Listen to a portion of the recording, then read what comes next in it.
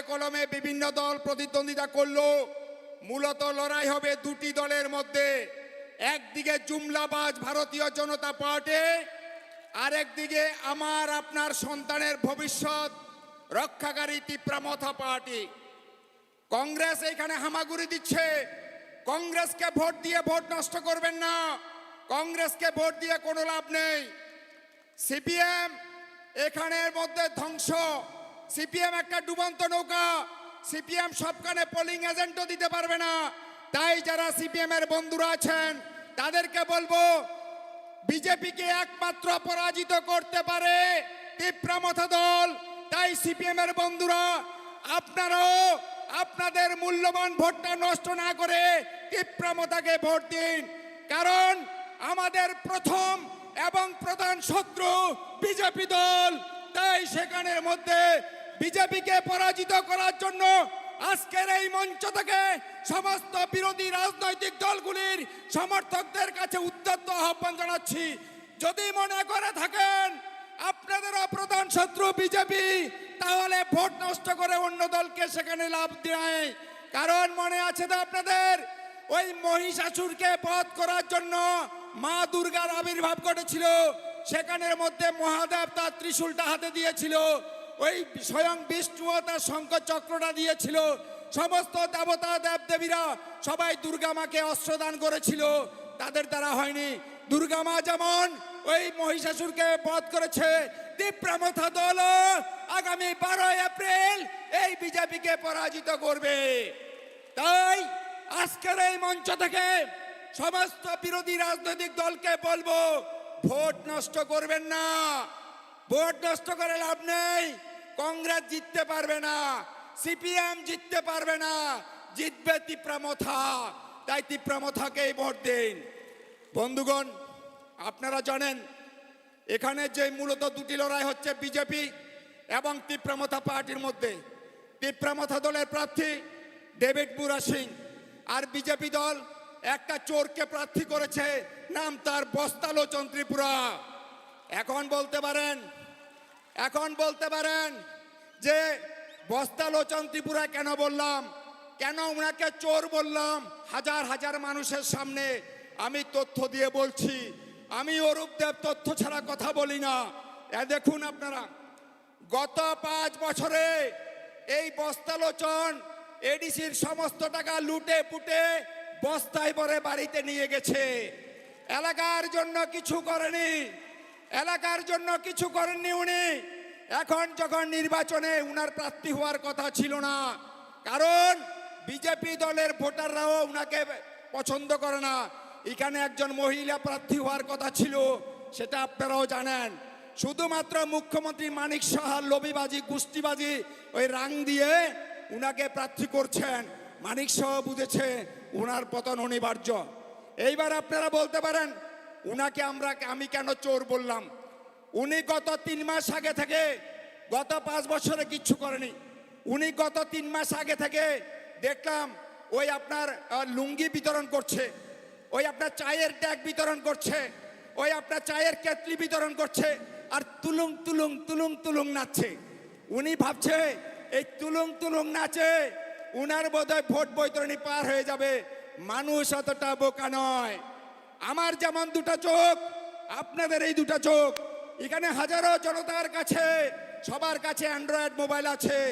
যারা বস্তালোচনার সঙ্গে ফেসবুকে যোগাযোগ আছেন, আপনারা দেখলেন গত 15 দিন আগে উনি একটা কথা বলেছেন ফেসবুকে এসে। কি বলছেন? কারণ দেখুন, একটা বন্যার সময় আজকে মহারাজ যখন ডুববে, আমি সেন্টু ভাইকে একটু আগে বলছিলাম এই বাস থাকবে না, ভেঙে মানুষের যে জনঢল আরম্ভ হয়েছে, যে জনসুনামি আরম্ভ হয়ে গেছে, সব খড়কুটার মতো উড়ে যাবে। বস্তালোচন তো কিছুই না, বিজেপি তো আমাদের কাছে কিছুই না। আমরা দেখলাম ওই বস্তালোচন মোবাইলে এসে বলছে, যখন তার পচা গন্ধটা, পতনের পচা গন্ধটা পেয়ে গেছে, ও বলছে আমাকে ভোট দিন, আমাকে ভোট দিন। আচ্ছা, আমাকে ভোট দিলে আমি আমার ব্যক্তিগত তরফ থেকে, ব্যক্তিগত টাকা থেকে বুক চাপড়িয়ে বলছে আমি বছরে 100টা আইফোন দেব। উনি ফেসবুকে এসে বলছে আমাকে ভোট দিন, আমাকে ভোট দিলে বছরে 100টা ল্যাপটপ দেব। আমি বললাম ভালো ভালো, আপনারা সব শিক্ষিত মানুষ, একটা আইফোনের দাম 1 লক্ষ টাকা, 100টা আইফোনের দাম 100 লাখ টাকা, অর্থাৎ 100 লাখ মানে 1 কোটি টাকা, বছরে 1 কোটি মানে 5 বছরে 5 কোটি টাকা। বলছে ব্যক্তিগত টাকা থেকে দেবে।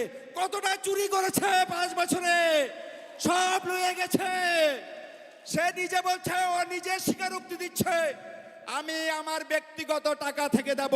এটা আমার কথা নয়, ওটা ওর কথা। বিজেপির বন্ধুরা জিজ্ঞাসা করেন যে তুমি যে বলেছ বছরে 100টা আইফোন দেবে, 100টা আইফোনের দাম 1 কোটি টাকা, 5 বছরে 5 কোটি টাকা, এত টাকা আইলো কোন থেকে? তুমি তো বেটা রাস্তার ইট চুরি করেন না চোর, তুমি তো রাস্তার ইট চুরি করেন না চোর।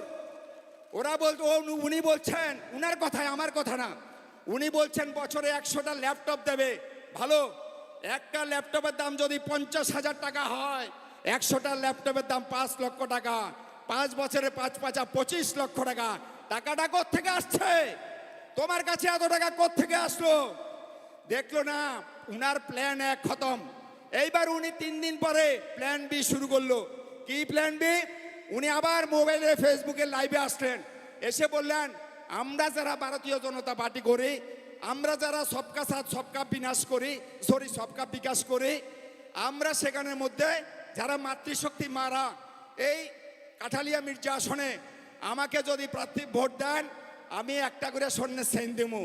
আচ্ছা, খুব ভালো, আমার তো দরকার বউর লেগে স্বর্ণের চেইন এখনো বাড়াইতে পারি নাই। আমি বলছি ভালো, কিভাবে দেবে? উনি যে চোর, চোর প্রমাণ করে দিতাছি। এখন 1 ভরি স্বর্ণের দাম 1.5 লক্ষ টাকা, যদি মজুরি টুজুরি নিয়ে প্রায় 2.5 লক্ষ টাকা একটা চেইন বানাইতে গেলে, স্বর্ণের চেইন, তাহলে 100টা দিল 2 লক্ষ টাকা করে, কত কোটি টাকার প্রয়োজন? মানুষকে বোকা বানাচ্ছে, মানুষকে গত 5 বছর মতো বুর্বক বানাচ্ছে, মানুষকে আপনি বরবুক ভাবছে, মানুষকে মূর্খ ভাবছে। তার জবাব দিতে হবে আগামী 12 এপ্রিল। আমি তো বলছি যে তুমি যদি দেওয়ার এত ইচ্ছা থাকতো, তাহলে গত 5 বছরে তুমি স্বর্ণের চেইন তো দূরের কথা, 10 টাকা দামের সিটি গোল্ডের চেইনও তো দাও নাই তুমি। 10 টাকা দামের সিটি গোল্ডের চেইনও তোমার হাতে উঠে নাই। এখন যখন নির্বাচন আসছে, আবকা কুবকা পাগলের প্রলাপ, পাগলের প্রলাপ। উনাকে ঠান্ডা ডাবের জল দেওয়া দরকার। গতকালকে বোধহয় খুব সম্ভবত কিংবা আগের দিন আবার করলো, বলছে আমার ঘরের থেকে 2 কোটি টাকা চুরি হয়ে গেছে। ওরে বাপরে, ওরে বাপরে। আমি তো বলছি এই এলাকায় যারা বিজেপির কাজকর্ম করো, ডেকোরেটর পার্টি, যারা গাড়ি ভাড়া দাও, যারা বিজেপির বুথ অফিস বানাইছ, ভাঙ্গা চুরা লইয়া যাও গা। ও টাকা দিত না, ও টাকা দেবে না, তার জন্য গল্প আরম্ভ করে দিছে আমার ঘরের থেকে 2 কোটি টাকা চুরি হয়ে গেছে। এই টাকা আইলে কোয়ান থেকে? এই 2 কোটি টাকাও কোয়ান থেকে পাইলো? ছোট্ট মোটো যতটুকু শুনেছি একটা এসপিও চাকরি করে। আমি বলবো নির্বাচন পরে করতে পারবেন ডেকোরেটর পার্টি। যারা গাড়ি ভাড়া ভাইবেন তার বাড়ির সবাই যাইয়া উঠেন, যাই এখন যে গাড়ি ভাড়ার টাকা দিয়ালা, নির্বাচনে তো হারবি, এই সমস্ত ফাঁকলামি করার কোনো দরকার নাই। টাকা দিয়ালা, যদি নির্বাচনের আগে টাকা না নিতে পারেন আপনারা টাকা পাবেন না। কারণ সে গল্প বাজারে খাওয়াইয়া দিছে, ওর ঘর থেকে 2 কোটি টাকা চুরি হয়ে গেছে। আপনি টাকার জন্য গেলে হাত ট্যাঙ্ক ছেড়া দিব। তাই বন্ধুগণ, আমরা আপনাদের গল্প বলবো। টিপ্রামথা দল যাকে প্রার্থী করেছে ডেভিড বুরা সিং, বিজেপির চোরাটা সম্পর্কে কইলাম। এবার আমার দলের প্রার্থী সম্পর্কে আমি বলি। আমার দল যাকে প্রার্থী করেছে, শুধু ত্রিপুরা রাজ্য নয়, ভারতবর্ষের ইতিহাসে বিরল থেকে বিরলতম ঘটনা, গ্রিনিজ বুকে যার নাম উঠেছে।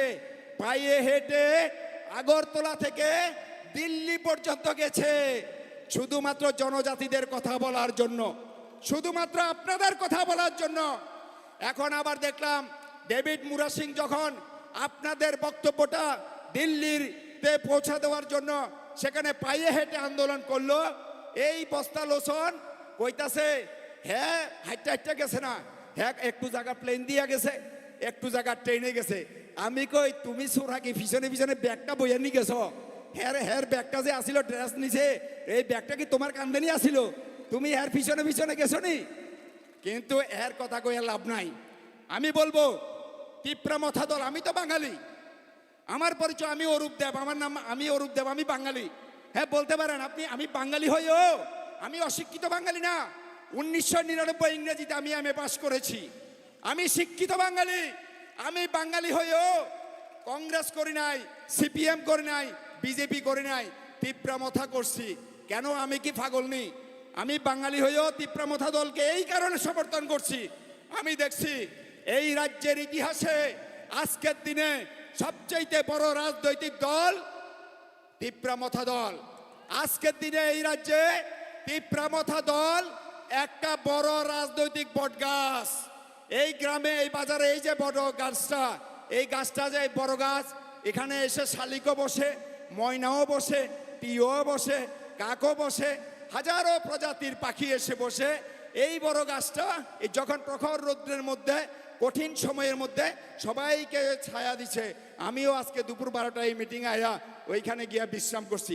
ঠিক তিপ্রামথা দল আজকের দিনে এই রাজ্যে একটা রাজনৈতিক বটগাছ। এখানে হিন্দু আছে, মুসলমানও আছে, খ্রিস্টানও আছে, আপনার বাঙালিও আছে। কারণ বাঙালিরা দেরিতে হলো বুঝতে শিখেছে। এতদিন খালি জনজাতি আছিল, তারপর আইলো সমস্ত মুসলিম সম্প্রদায়ের 100 জনের মধ্যে 99% মুসলিম এখন তিপ্রামথা করে। কারণ তারাও বুঝতে লাগছে এই রাজ্যের প্রথম এবং প্রধান শত্রু তাদের বিজেপি দল, যারা সারাক্ষণ মন্দির মসজিদ হিন্দু মুসলিম করে। বাঙালিরা একটু দেরিতে, বাঙালিরা একটু চালাক বেশি হয়, বাঙালিরা একটু দেরিতে হলো বাঙালিরাও বুঝতে লাগছে যে না, কোনো লাভ নাই অন্য দল করিয়া। বিজেপি তো বাটা, সিপিএম তো ধ্বংস, কংগ্রেস তো খাতার পত্রই নাই। তো বাঙালি সম্প্রদায়ের মানুষ বুঝলো যে এই রাজ্যে তিপ্রামথা দলই আমাদের জন্য একটা আদর্শ দল। তিপ্রামথা দলই পারে এই রাজ্যের সার্বিক উন্নয়ন করতে। কারণ তিপ্রামথা বিশ্বাস করে বেকারের কোনো রং হয় না, গরিবের কোনো জাত হয় না। বেকার যে ছেলেটা, আমার ঘরের যে ছেলেটা যে বেকার, আপনার ঘরের ছেলেটাও সেই বেকার, আরেকজনের ঘরের ছেলেটাও সেই বেকার। বেকারের কোনো রং হয় না, গরিবের কোনো জাত হয় না। তিপ্রামথা দল বিশ্বাস করে বলেই তিপ্রামথা দল এডিসির মধ্যে আপনারা দেখেছেন বেকারের জন্য সীমিত আর্থিক ক্ষমতার মধ্যেও তিপ্রামথা দল বেকারদের জন্য অটো দিয়েছে, অটো লোন দিয়েছে 1.5 লক্ষ টাকার কাছাকাছি ভর্তুকি দিয়ে। আর সেটা শুধুমাত্র বেছে বেছে তিপ্রামথার বেকারদের দেয়নি, সেটা অনলাইন সিস্টেম করে দিয়েছে। যার ফলে সিপিএম এর ছেলেরা পেয়েছে, বিজেপির ছেলেরা পেয়েছে, কংগ্রেসের ছেলেরা পেয়েছে, সবচাইতে কম পেয়েছে তিপ্রামথার দলের লোকেরা। কারণ তারা সবচাইতে বেশি প্রার্থনা করেছে, প্রেয়ার করেছে, আবেদন করেছে। তিপ্রামথা দল অটো প্রদান করতে গিয়ে কোনরূপ সেখানের মধ্যে রং বাজ বিচার করেনি। আমরা বলছি আমাদের আসন নিশ্চিত, নিশ্চিত আমাদের ক্ষমতা দখল নিশ্চিত। রুকনে वाला कोई नहीं है, दूर दूर तक रुकने वाला कोई नहीं है। আমরা 24 থেকে 25টা আসন এটা বেড়েও যেতে পারে। কারণ যারা আমাদেরকে বলেছিল ব্রয়লার মোরগের মতো সুল্লা লাইব, জনগণ তাদেরকে গত কয়েকদিনে কুত্তার মতো সুল্লা লাইছে, এটা আপনারা দেখেছেন। আগামী দিনও কুত্তার মতো তুরানি দেওয়া হবে, মাত্র শুরু হয়েছে। আপনাদের বক্তব্য, সাধারণ অংশের মানুষ গেল, দাদা স্যার আমার এলাকাতে পানীয় জলের দরকার, কয় ব্রয়লার মুরগের মতো সুইলালাম, বেশি কথা কইলে। সাধারণ মানুষ বলছে আমার অঙ্গনাদির দরকার আমার এলাকায়, বলছে ব্রয়লার মুরগের মতো সুইলালাম। সাধারণ মানুষ গেল, দাদা স্যার আমার এলাকায় রাস্তা দরকার, বলছে ব্রয়লার মুরগের মতো সুইলালাম। এইবার তাই নিয়ে যখন এসি ঘরের থেকে বাইরে আপনার যখন ফিল্ডে গেল, এইবার জনগণ এরা কুত্তার মতো চলা আরম্ভ করলো। এখন জমি দিয়া ভাগ্যা ওই আপনার দূরে দূরে দিয়া চোরের মতন এখন চলাফেরা করে। আমরা বলবো, আমরা ভেবেছিলাম নির্বাচনটা এবার খুব কঠিন হবে, কিচ্ছু কঠিন না। আমাদের কাছে মজা আসছে না, আমাদের কাছে মজা আসছে না। কারণ প্রতিপক্ষ যদি শক্ত হয়, প্রতিপক্ষের লড়াইটা যদি কঠিন হয়, তাহলেই দেখবেন যারা ক্রিকেট খেলেন, ইন্ডিয়া অস্ট্রেলিয়া মুখোমুখি যুদ্ধ, 6 বলে 6 রান দরকার, 6 বলে 5 রান দরকার, এরকম লড়াই হলে মজা আসে, খেলাতে আনন্দ আসে। এটাও তো একটা রাজনৈতিক খেলা। আমরা দেখছি তাদের জন্য এখন বিজেপির জন্য 6 বলে 48 রান দরকার, প্রতি বলে ছক্কা মারল লাভ হইতো না। যার ফলে আইফোন, ল্যাপটপ, শেষ পর্যন্ত স্বর্ণের সেন দিয়ে কারবার হইতেছে না। ধ্বংস অনিবার্য, পতন অনিবার্য। তাই আমরা বলবো তিপ্রামথা দল, ওই সেন্টুদা একটা কথা বলে গেছে, সেন্টু মিয়া বলে গেছে, চৈত্র মাসে খাল বিল শুকিয়ে গেছে, পদ্ম মরে গেছে। আর এখন লাল মাটিতে, ত্রিপুরার মাটি লাল মাটি, এই মাটি আনারসের জন্য খাঁটি। যতই দিন যাবে চৈত্র মাসে আনারস পাহাড়ে গুড় গুড় করে তো আনারস ফুটছে। এখন সমতলেও যার যার বাড়িতে, শহরে যার যার বাড়িতে আনারস গাছ আছে সেখানেও আনারস ফুটা আরম্ভ হয়েছে। আমার বাড়িও শহরে, আমার বাড়িতেও দুইটা আনারস গাছ, দুটোটাই ফুটতে উঠছে, আনারস ধরছে।